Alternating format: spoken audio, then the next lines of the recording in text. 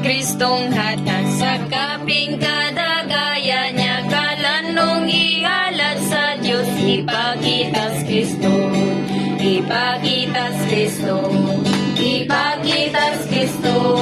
Kapinyada doon sa iglesia, ipakitas Kristo. Diha niya nabuhita, naghago adlaw gabi, magkausa sa kapinya, ipakitas Kristo, ipakitas Kristo, ipakitas Kristo. Kapinya doon sa iglesia, ipakitas Kristo. Si Kristo ang kinabuhitan ng pagkamaog buhat, aros magkatigong nata, ipapakita siya. Ipakitas Kristo, ipakitas Kristo. Kapinyada doon sa iglesia, ipakitas Kristo.